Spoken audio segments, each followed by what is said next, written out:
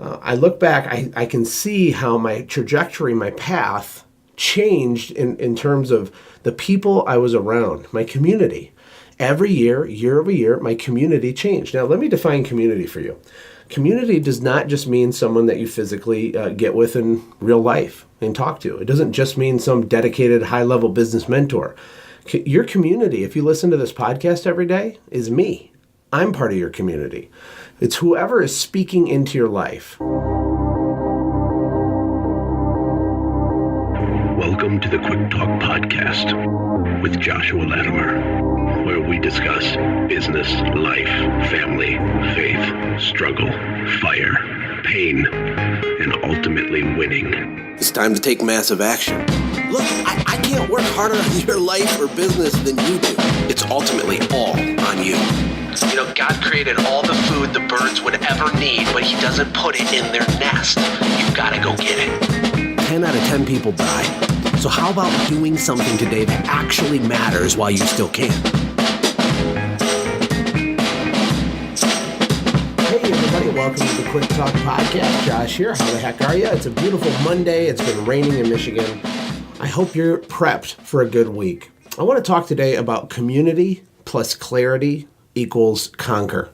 This is a little phrase I came up with last fall in preparation for our Automate, Grow, Sell Live experience, which is this live event at our house here in Michigan. And I was trying to really put together a simple framework that helps people understand kind of the recipe for success, right? And so you have these macro ideas, kind of the high level up in the clouds concepts of community. And if you couple that with clarity, then that will equal, you conquering whatever it is that you're trying to do in your business. And the cool part about this phrase is that it's 100% true. It's absolutely true. And but people get confused, right? So it's like, what do you mean by clarity? What do you mean by community? Because there are lots of other things that have to be done in your business for it to be successful, of course. So let me give you kind of my breakdown of it. I know that for me, you guys that follow me and know my story know that I started out in a trailer park. I delivered pizzas, and I started a window cleaning business. Now, I don't typically tell this piece of the story because it just confuses everybody, but there was actually a 2-year window where I stopped my cleaning business and went and did other things and then came back. And I have mentioned it before. It just takes too long to explain. So I just tell people, I started with the ladder on my car and then I built this big business. But actually, I did 2 seasons in my early 20s, and I built up to about 200 customers or so, just over 200 and something customers. But I was really doing it like a hobby. But you got to also understand that my community at the time, I played in a rock and roll band that was touring around Michigan and playing, shows all over the place. And I had visions of stardom with that. I was working around all the people at the pizza place, and all my family are blue collar worker people. And so my progression towards like thinking big and understanding what was possible with the small business was really gradual. I had already read the book Rich Dad, Poor Dad and some other business books really kind of geared towards real estate investing when I was young. And so I was very excited and entrepreneurial, but I really didn't understand almost anything still, even though I had some fire and passion. And that's why I treated my cleaning business like it was a hobby. I never really went all in. I don't even fully understand why, but I believe it has something to do with the clarity issue in my community issue, right? I was around the wrong people. I wasn't being challenged. I wasn't being pushed. And I had no real clarity of what I wanted to do with my life, where I was going, and all the specifics involved with that, right? So I built it up, and I was making decent money, but it was just a small little silly run-of-the-mill business. Then I got the opportunity to go into the mortgage business. So I worked for Quicken Loans as a mortgage banker. That's where I got all my phone sales experience. And they had a world-class, insane training program. It was like 4 or 6 weeks long, and 60% of the people that went through that class made it through, and 40% didn't even make it through training. They quit. It was so intense, and so it was crazy, right? So I made it through that, and I ended up doing very well at mortgage banking, and my commission checks went up every single month for 12 months in a row, but it was wearing me out. I got super unhealthy. I worked 1 million hours. It was an hour from my house, and it was a very high-pressure job. That was the first time I ever made $10,000 in a month, was actually when I was doing that job in my early 20s, right? So it was a cool gig and everything, and I learned a lot, But then I moved to JP Morgan Chase, which was closer to my house, and I had, some kind of mortgage experience, so that kind of got me in the door there. And then after sitting in my cubicle at JP Morgan Chase, that's when I really had the epiphany that I hate my job. I hate wearing a tie to work. I hate building someone else's dream. I want to build my own, even if I don't know exactly what it is.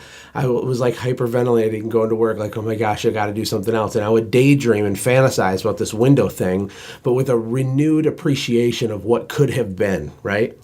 And it wasn't a money thing. I made good money in those regular run-of-the-mill, JOBs, those jobs, right? And when I quit that job to go start my window cleaning business, kind of restart it, if you will, that's when my mom wouldn't talk to me for a week. My wife was pregnant. It was a really critical time in our life. We're going to have a baby, and I was kind of on this fast career track thing, and I just threw it all away to start my cleaning business. But this time it was different. This time I made some efforts to get clear on what I wanted going in from the beginning, and to change my community a little bit. I started spending a lot less time with people that were lower level thinkers or people that weren't driven to build something significant. I became more drawn to people that had big, hairy, crazy ideas. And I started to network with those people just at a basic level.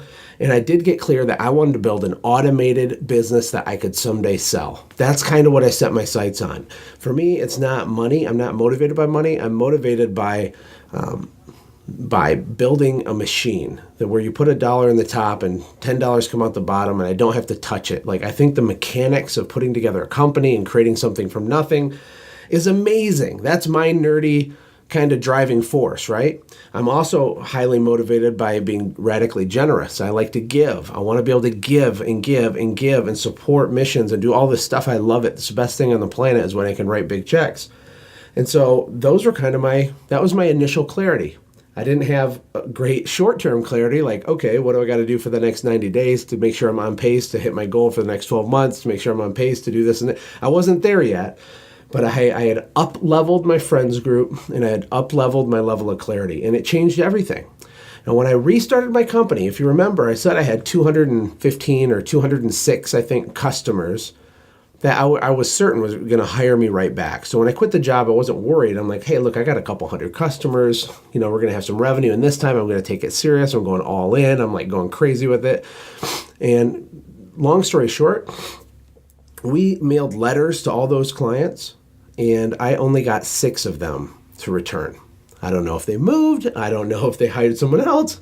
I also didn't hit them 5 times, which I should have. I just mailed this one letter and thought that was good enough. And I was so just freaking out, discouraged, right? So I had 6 jobs. That's like a grand or 2 worth of work probably back then. And that's all I had. And so I did have very, very humble beginnings. We lived on beans and rice, and it was that year and the next year where we ran through all of our savings. We had no money. We had a car get repossessed. We had our debit card declined at the bank. But I'll tell you, as I look back, it's so much easier to look back, right? Isn't it? Isn't it easier to look back and be like, oh yeah, that was good and that was bad. I look back, I can see how my trajectory, my path changed in terms of the people I was around, my community. Every year, year over year, my community changed. Now, let me define community for you. Community does not just mean someone that you physically get with in real life and talk to. It doesn't just mean some dedicated high-level business mentor. Your community, if you listen to this podcast every day, is me. I'm part of your community. It's whoever is speaking into your life. Whatever words and information are going into your brain, into your heart, and eventually going to modify your behavior because of the types of words they are, whether it's good or bad, that's your community. Your wife, your friends, your family, whatever, all of that's your community as well, but your circle of friends and all that stuff. If you have bad relationships and people that are discouraging or negative about your business, you better make a really hard choice quickly. Whether you care more about your goals and your business and the outcome you desire for your family, or if you care more about that person who's dragging you down, because they can't coexist very easily. I'm a huge fan of just cutting out the cancer. Get rid of it, right? It's painful for a minute, but then you can live for the rest of your life without, having your business die. So don't be afraid to perform surgery on your relationships, because I did, and it makes a huge difference. And then if you fast forward to today, or actually, let's fast forward to when I sold the company. So I sold our company. I didn't make $27 billion when I sold my company, but I made a really significant amount of money all at once, like a lot. But it wasn't like a lifetime worth of income. Plus, if it was, I would have still worked anyway. So we moved to Costa Rica to have our adventure. And on the way going down there, I decided, you know what? I think I should make a podcast. I think that'd be really cool. And I think I should build like a boot camp type thing to really help people understand what I just finished. Because I had finished the cycle. I had started something from nothing with those 6 clients and then built it into, thousands and thousands of clients and, 8 trucks on the road, sometimes 10 in the busy season, but, 6 to 8 crews for us was pretty normal. And it was all automated. That was my claim to fame, was the fact that I didn't have to touch it. That was always my goal. And that's why it was so easy to sell. I handed a binder to the new owners. And it's like, here's the business. This is how you're supposed to run it. Follow these systems and everything will continue to work, right? But my community had been up-leveling that through that whole process. And then after I got to Costa Rica, it continued to up-level even more. I met so many other entrepreneurs. I was going deeper into my software company. And so I was meeting those types of entrepreneurs and building relationships with people. And then because I started the podcast, I started building relationships with even more amazing people. And people that weren't just on the show, but became friends, or we'd just call and talk on the phone, or we'd, do emails or messenger back and forth and just encourage each other. I'd learn from them. They'd learn from me.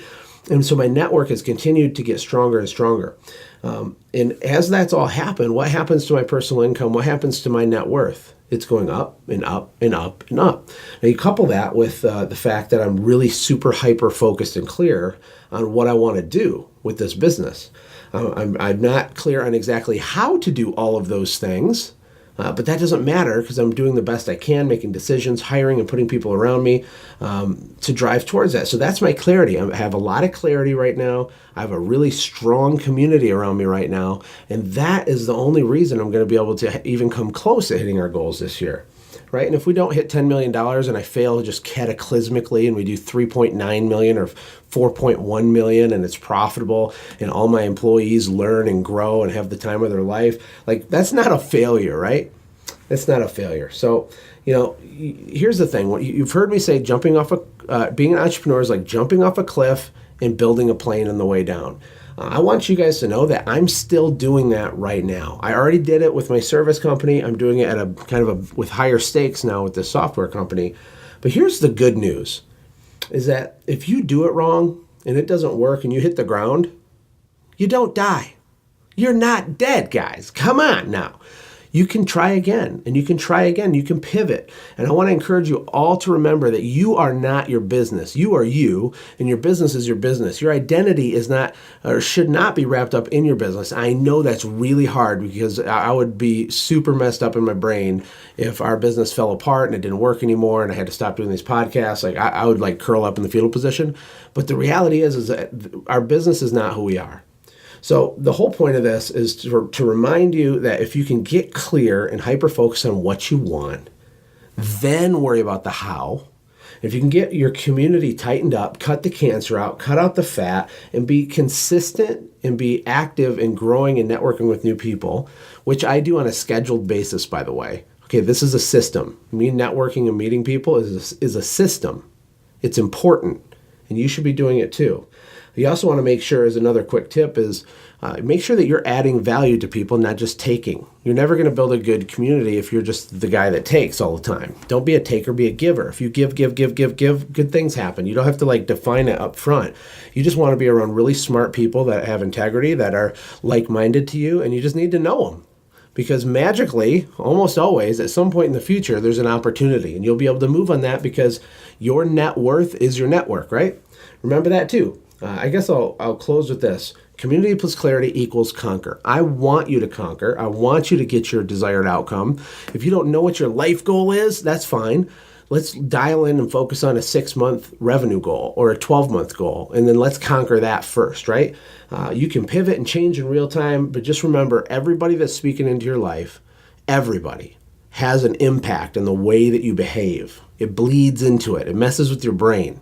So change your community, make some time to get some hyper clarity, and then you can conquer and do what you want. Plan, be smart, take massive action, and remember, you don't die when you hit the ground, and you're not going to die if you make a bad choice, and you're not going to die if you underbid some big commercial account and you're scared and you don't know how to do it, but you do it anyway so that you can learn and grow. Guess what? You're going to survive, and then you're going to be really smart, and then you're going to crush it the next time. So that's it, guys. I'll talk to you tomorrow. God bless and take care. Hey, thanks for hanging out, friends. And from all of us here at the Quick Talk Podcast team, we hope you loved today's show.